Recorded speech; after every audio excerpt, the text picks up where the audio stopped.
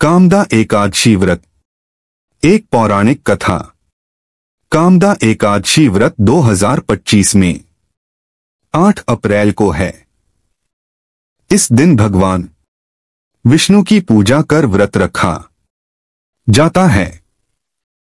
व्रती को एकादशी के दिन उपवास करना चाहिए और अगले दिन द्वादशी को सूर्योदय के बाद पारण करना चाहिए। पारण विधि फलाहार करके या किसी ब्राह्मण को भोजन कराकर व्रत तोड़ा जाता है। विशेष उपाय, इस दिन किसी भूखे को भोजन अवश्य कराएं। गाय को गुड़चारा दें। कहानी। एक गरीब महिला ने कामदा एकादशी का व्रत कर पुण्य पति को अर्पित किया, जिससे वह राक्षस से गंधर्व बन गया। कामदा एकादशी व्रत एक पौराणिक कथा। प्राचीन समय में रत्नपुर नामक एक नगर था, जहां पुंडरीक नामक राजा का शासन था। इस नगर में गंधर्व, किन्नर और अप्सराएं कला व संगीत के लिए प्रसिद्ध थीं। इन्हीं में एक गंधर्व था, ललित, जिसकी पत्नी का नाम ललिता था। दोनों एक दूसरे से अत्यंत प्रेम करते थे।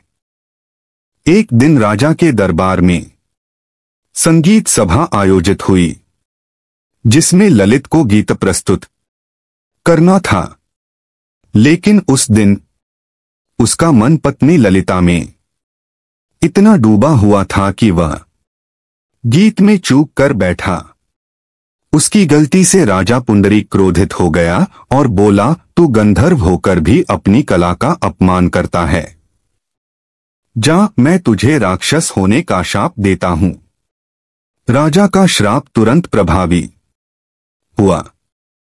ललित एक भयानक राक्षस बन गया, कुरूप, विकराल और कष्टदायी जीवन वाला।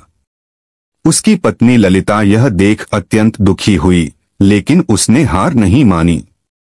वह अपने पति को श्राप से मुक्ति दिलाने के लिए तपस्या में लग गई। वह वन वन घूमती रही और एक दिन श्रृंगी ऋषि के आश्रम पहुंची। ऋषि ने उसकी भक्ति और दृढ़ निश्चय देखकर कहा, बेटी, चैत्र शुक्ल पक्ष की एकादशी को कामदा एकादशी कहते हैं।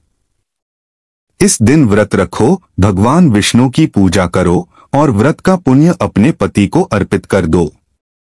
ललिता ने वैसा ही किया। एकादशी के दिन उपवास रखा, पूजा की और द्वादशी को व्रत का पुण्य अपने पति को समर्पित कर दिया। भगवान का चमत्कार हुआ। ललित राक्षस रूप से मुक्त होकर फिर से सुंदर गंधर्व बन गया। दोनों ने ऋषि को प्रणाम किया और भगवान विष्णु का आभार मानते हुए स्वर्गलोक लौट गए।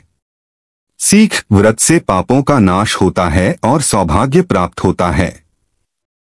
कामदा एकादशी का व्रत न केवल पापों से मुक्ति देता है, बल्कि श्रद्धा, प्रेम और भक्ति से असंभव को संभव बना सकता है।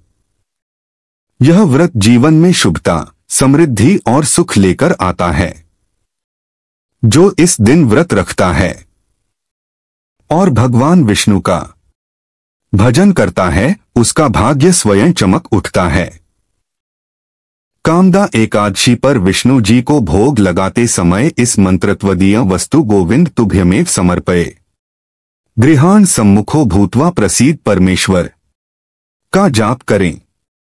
ऐसा करने से भगवान भोग स्वीकार कर लेते हैं। इसके साथ ही जीवन में बरकत बनी रहती है।